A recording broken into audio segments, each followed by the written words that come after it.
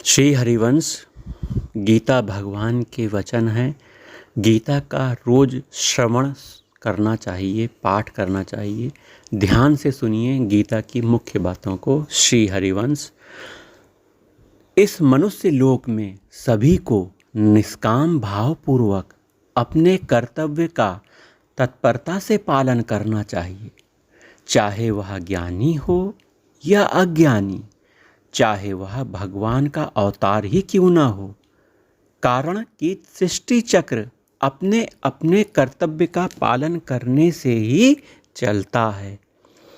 मनुष्य ना तो कर्मों का आरंभ किए बिना सिद्धि को प्राप्त होता है, ना ही कर्मों के त्याग से सिद्धि को प्राप्त होता है।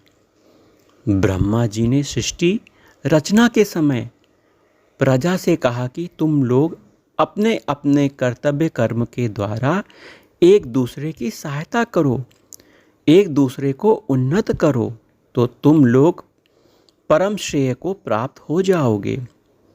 जो सृष्टि कर्म की मर्यादा के अनुसार अपने कर्तव्य का पालन नहीं करता, उसका इस संसार में जीना व्यर्थ है। यद्यपि मनुष्य रूप में अवतरित भगवान के लिए इस त्रिलोकी में कोई कर्तव्य नहीं है, फिर भी वे लोक संग्रह के लिए अपने कर्तव्य का तत्परता से पालन करते हैं। ज्ञानी महापुरुष को भी लोक संग्रह के लिए अपने कर्तव्य का तत्परता से पालन करना चाहिए। अपने कर्तव्य का निष्काम भावपूर्वक पालन करते हुए मनुष्य मर भी जाए तो भी उसका कल्याण होता है। किसी भी साधन से अंतःकरण में समता आनी चाहिए, क्योंकि समता के बिना मनुष्य अनुकूल परिस्थिति और प्रतिकूल परिस्थितियों में मान अपमान में सम अर्थात निर्विकार नहीं रह सकता। अगर वह परमात्मा का ध्यान करना चाहे तो ध्यान भी नहीं कर सकता। इसका क्या तात्पर्य है कि अंतःकरण में समता आए बिना सुख दुख आदि द्वंद्वों का असर नहीं मिटेगा और मन भी ध्यान में नहीं लगेगा। इसलिए जो मनुष्य प्रारब्ध के अनुसार प्राप्त अनुकूल प्रतिकूल परिस्थितियों में वर्तमान में किए जाने वाले कर्मों की पूर्ति आपूर्ति में, सिद्धि असिद्धि में, दूसरों के द्वारा किए गए मान अपमान में, धन संपत्ति आदि में, अच्छे बुरे मनुष्यों में एक समान सम रहता है, वह श्रेष्ठ है। जो साध्य रूप समता का उद्देश्य रखकर मन इंद्रियों के संयम पूर्वक परमात्मा का ध्यान करता है, उसकी संपूर्ण प्राणियों में और उनके सुख दुख में समबुद्धि हो जाती है। समता प्राप्त करने की इच्छा रखने वाला मनुष्य वेदों में कहे हुए सकाम कर्मों का अतिक्रमण कर जाता है। समता वाला मनुष्य सकाम भाव वाले तपस्वी, ज्ञानी और कर्मी मनुष्यों से श्रेष्ठ है। मनुष्य को अनुकूल प्रतिकूल परिस्थितियों के आने पर सुखी दुखी राजी नाराज नहीं होना चाहिए, क्योंकि इन सुख दुख आदि द्वंद्वों में फंसा हुआ मनुष्य संसार से ऊंचा नहीं उठ सकता। स्त्री पुत्र परिवार धन संपत्ति का केवल स्वरूप से त्याग करने वाला सन्यासी नहीं है, प्रत्युत जो अपने कर्तव्य का पालन करते हुए राग द्वेष नहीं करता, वही सच्चा सन्यासी है।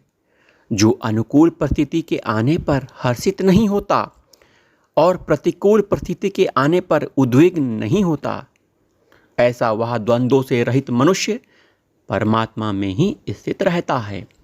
सांसारिक सुख दुख, अनुकूलता प्रतिकूलता आदि द्वंद्व दुखों के ही कारण हैं। अतः बुद्धिमान मनुष्य को उनमें नहीं फंसना चाहिए।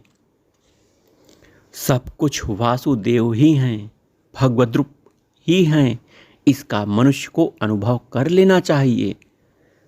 सूत के मड़ियों से बनी हुई माला में सूत की तरह भगवान ही इस संसार में ओतप्रोत हैं।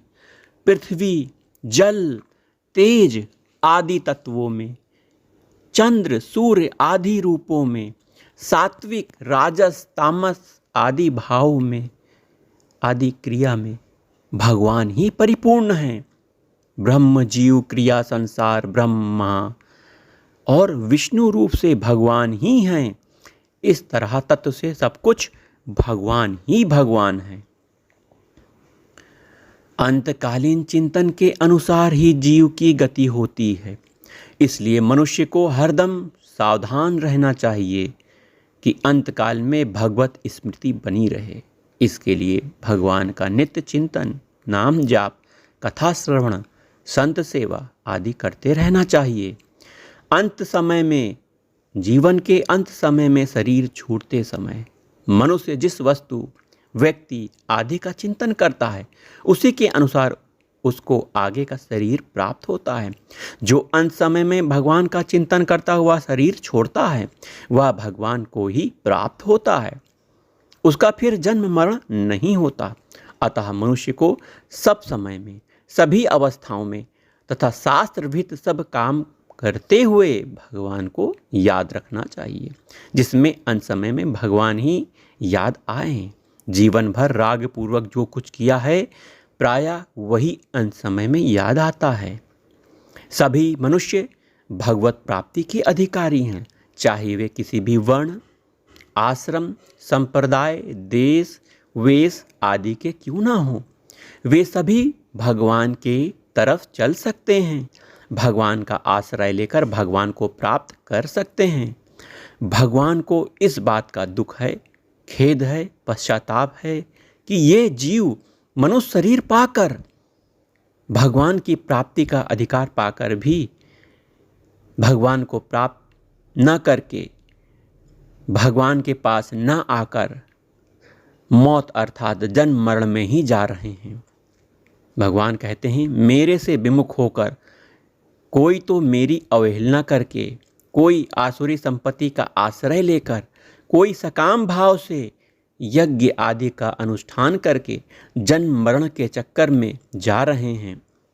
वे पापी से पापी हों, किसी नीच योनि में पैदा हुए हों और किसी भी वर्ण, आश्रम, देश, वेश आदि के हों, वे सभी मेरा आश्रय लेकर मेरी प्राप्ति कर सकते हैं। अतः इस मनुष्य शरीर को पाकर जीव को मेरा भजन करना चाहिए। मनुष्य के पास चिंतन करने की जो शक्ति है, उसको भगवान के चिंतन में ही लगाना चाहिए। संसार में जिस किसी में जहाँ कहीं विलक्षणता, विशेषता, महत्ता, अलौकिकता, सुंदरता आदि दिखती है, उनमें मन खिंचता है। वह विलक्षणता आदि सब वास्तव में भगवान की ही है। अतः वहाँ भगवान का ही भाव चिंतन होना चाहिए, उस वस्तु, व्यक्ति आदि का नहीं। यही विभूतियों के वर्णन का तात्पर्य है। भक्त भगवान का अत्यंत प्यारा होता है, क्योंकि वह शरीर, इंद्रियां, मन, बुद्धि सहित अपने आप को भगवान को के अर्पण कर देता है। जो परम श्रद्धा पूर्वक अपने मन को भगवान में लगाते हैं, वे भक्त सर्वश्रेष्ठ हैं। भगवान के परायण हुए जो भक्त संपूर्ण कर्मों को भगवान के अर्पण करके अनन्य भाव से भगवान की उपासना करते हैं, भगवान स्वयं उनका संसार सागर से शीघ्र उद्धार करने वाले बन जाते हैं। जो अपने मन बुद्धि को भगवान में लगा देते हैं, वह भगवान में ही निवास करता है। जिसका प्राणी मात्र के साथ मित्रता, करुणा का बर्ताव है, जो अहमता महमता से रहित है, जिनसे कोई भी प्राणी उद्विग्न नहीं होता, तथा जो स्वयं किसी प्राणी से उद्विग्न नहीं होते, जो नए कर्मों के आरंभों के त्यागी हैं, जो अनुकूल प्रतिकूल परिस्थिति के आने पर भी हर्षित और उद्विग्न नहीं होते, जो मान अपमान आदि में सम रहते हैं, जो किसी भी परिस्थिति में निरंतर संतुष्ट रहते हैं, वे भक्त भगवान को प्यारे हैं। अतः मनुष्य भगवान के ही होकर रहे, भगवान में ही अपनापन रखे। जो सभी भगवान के प्यारे बन सकते हैं। संसार में एक परमात्म तत्व ही जानने योग्य है। उसको जरूर जान लेना चाहिए। उसको तत्व से जानने पर जानने वाले की परमात्म तत्व के साथ अभिन्नता हो जाती है। जिस परमात्मा को जानने से अमरता की प्राप्ति हो जाती है, उस परमात्मा के हाथ पैर सिर नेत्र कान सब जगह हैं। वह संपूर्ण इंद्रियों से रहित होने पर भी संपूर्ण विषयों को प्रकाशित करता है, संपूर्ण गुणों से रहित होने पर भी संपूर्ण गुणों का भोगता है, और आसक्ति रहित होने पर भी सबका पालन पोषण करता है। वह संपूर्ण प्राणियों के बाहर भी है, भीतर भी है, चर अचर प्राणियों के रूप में भी वही है। संपूर्ण प्राणियों में विभक्त रहता हुआ भी वह विभाग रहित है। वह संपूर्ण ज्ञानों का प्रकाशक है। वह संपूर्ण विषय प्राणियों में सम रहता है, गतिशील प्राणियों में गति रहित रहता है, नष्ट होते हुए प्राणियों में अविनाशी रहता है। इस तरह परमात्मा को यथार्थ जान लेने पर परमात्मा को प्राप्त हो जाता है। संपूर्ण संसार त्रिगुणात्मक है। इसमें अतीत होने के लिए गुणों को ही और उनकी वृत्तियों को ही जरूर जानना चाहिए। प्रकृति से उत्पन्न सत्व गुण, रजोगुण और तमोगुण, ये तीन गुण शरीर संसार में आसक्ति, ममता आदि करके जीवात्मा को बांध देते हैं।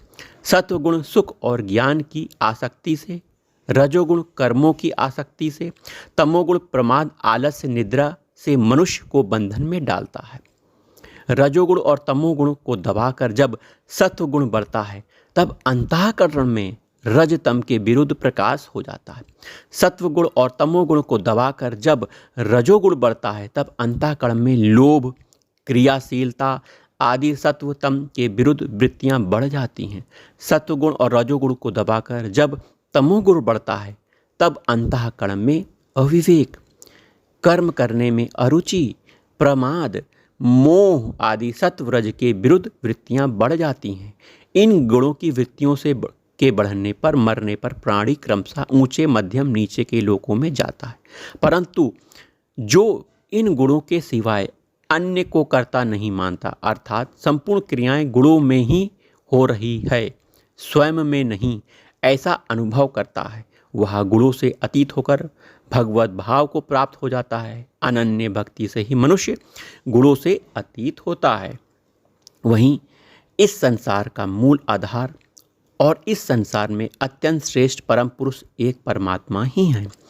इसको दृढ़तापूर्वक मान लेने से मनुष्य सर्वविद हो जाता है, कृतकृत्य हो जाता है, जिससे यह संसार अनादिकाल से चल रहा है और जिसको प्राप्त होने पर यह जीव फिर लौटकर संसार में नहीं आता। उस परमात्मा की खोज करनी चाहिए। ज्ञान नेत्र वाले साधक अपने आप में उस परमात्मा का अनुभव कर लेते हैं। वह परमात्मा ही सूर्य, चंद्रमा और अग्नि में तेज रूप से रहकर संसार में प्रकाश करता है। वही पृथ्वी में प्रवेश करके पृथ्वी को धारण करता है। वही रसमय चंद्रमा होकर पेड़ पौधे लता आदि को पुष्ट करता है। वही जठराग्नि बनकर प्राणियों के द्वारा खाए हुए अन्न को पचाता है। वही सबके हृदय में रहने वाला, वेदों को बनाने वाला, वेदों को जानने वाला, वेदों के द्वारा जानने योग्य है। वह संपूर्ण संसार का पोषण करता है। वह नाशवान संसार से अतीत और अविनाशी जीवात्मा से उत्तम है। वही लोक में और वेदों में पुरुषोत्तम नाम से प्रसिद्ध है। उसको सर्वश्रेष्ठ मानकर अनन्य भाव से उसका भजन करना चाहिए। वहीं दुर्गुण दुराचारों से ही मनुष्य 84 लाख योनियों और नरक में जाता है। अतः मनुष्य को सद्गुण सदाचारी चारों को धारण करना चाहिए। सदाचारों को धारण करके संसार में बंधनों से, जन्म मरण से के चक्कर से रहित हो जाना चाहिए। जो दंभ, दर्प, अभिमान, काम, क्रोध, लोभ आदि आसुरी संपत्ति के गुणों को त्याग करके अभय, अहिंसा, सत्य, अक्रोध, दया, यज्ञ, दान, तप आदि देवी संपत्ति के गुणों को धारण करते हैं, वे संसार के बंधन से रहित हो जाते हैं। परंतु जो केवल दुर्गुण दुराचारों का, काम, क्रोध, लोभ, चिंता, अहंकार आदि का आश्रय रखते हैं, उनमें ही रचे पचे रहते हैं, ऐसे वे आसुरी संपदा वाले मनुष्य 84 लाख योनि और नरकों में जाते हैं। जय जय राधा वल्लभ श्री हरिवंश, जय जय श्री वृंदावन श्री वनचंद, जय जय राधा वल्लभ श्री हरिवंश, जय जय श्री